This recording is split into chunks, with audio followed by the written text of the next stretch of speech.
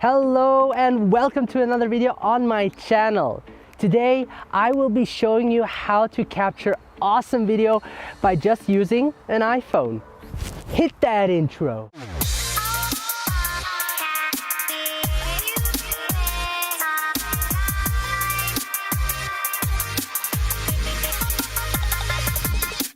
Nowadays, the chances are high that the phone you carry with you records video. I'm using an iPhone X that can record up to 4K 60 frames per second or 1080p 240 frames per second. Now, I prefer to record in a 4K 60 frames per second because 4K gives me sharper image that allows me to crop in when I want to adjust the framing, and 60 frames per second is enough for me to give it a nice slow motion look when played back on a 24 frames per second timeline. And adding some image stabilization in Final Cut Pro will make it even smoother. Last week in my video, I talked about that gear does not matter. So today I thought I would challenge myself, but also prove to you that even with a smartphone or iPhone, you can achieve a great look. So with no further ado, let me show you my process of how I do it. All right, let's first set the settings on the iPhone so we can record in 4K 60 frames per second. And if you don't have 4K 60 frames per second, then choose 1080p 60 frames per second. The important thing is that you shoot slow motion so you can slow it down in post-production to give it that slow motion look. When adding stabilization, it gives you even a smoother looking footage.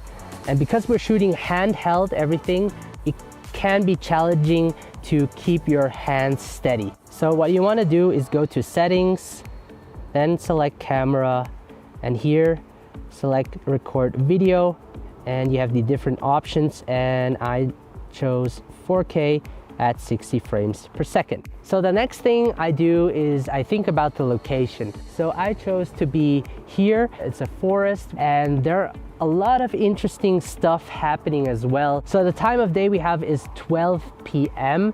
Usually I avoid shooting during midday because the sun is at its highest point and you get that harsh light on your face.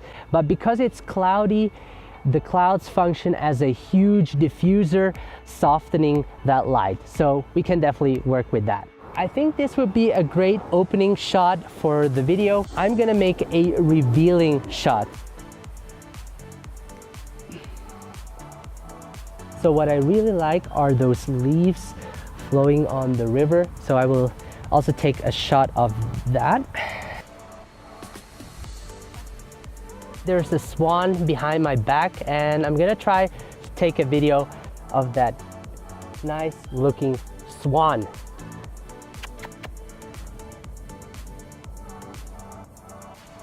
It's a dog over there.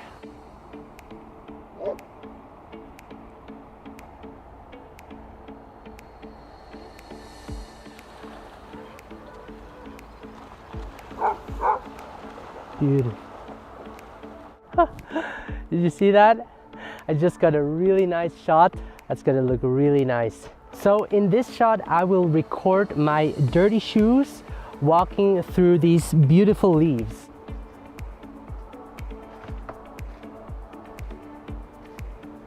So next, what I wanna do is take a close-up of those leaves, and the nice part about it is that the sun is behind, illuminating it from the back, and I just love lighting subjects when the light is in the back. You'll see what I mean.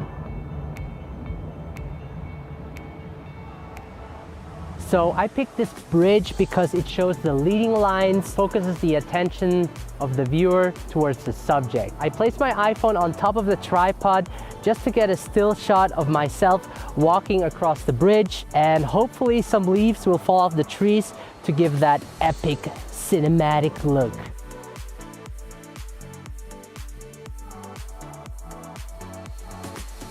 All right, so we are done recording our video. We're gonna head back to my office and import everything into Final Cut Pro X. Whoa. Sorry about that. I actually decided to edit the video first so that I can show you the steps behind my editing process. So what I first did is I airdropped all of my footage from my iPhone into my computer to a project folder and imported all of the clips into Final Cut Pro X. Now a quick tip, because everything is shot in 4K 60 frames per second, my computer has a hard time editing it. So what I do is I create a new project that is set to 1080p 60 frames per second. After the edit, I change the project settings to 4K 60 frames per second and export it in that format. The next thing I do is I select the best portion of the clip and set an in and out point and drop it into the timeline. I then slow each clip down to around 50%. Even though slowing the clip down makes the footage look smoother, additionally, adding stabilization will increase the smoothness of the clip. I then reorganize all of the clips so that it tells some kind of a story. For example, I knew that the revealing shot would be my opening shot, so I placed that at the beginning of the timeline. I choose the ending shot to be me walking across the wooden bridge. I already selected the music that would fit the mood of the story. Music is one of the most important things to consider because it enhances the story you are telling and makes it easier, at least for me, to edit. So I dropped the music into the timeline and shortened it to fit it to the length of the video clip. Now I also added sound effects that sets the tone of the entire video that pulls the viewer in. Now as I said earlier, because we shot in 4K, it gives me the ability to crop in without losing much detail if exported in 1080p. Now I want this clip to export in 4K, so I have to be careful to crop in not too much. In this case, the reason I want to crop in is to adjust the framing of the video to give it a nice composition. You want to make sure you compose your shot also before editing, meaning during the shoot. After that, I color correct all of the footage. I added a LUT to the adjustment layer to give it a nice overall look.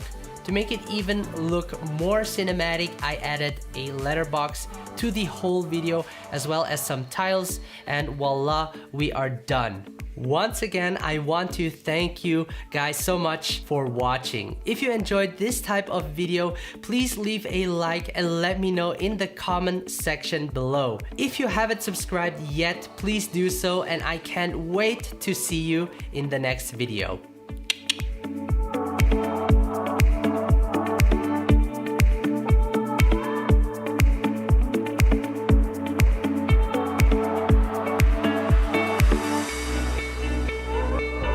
So I think that went quite well.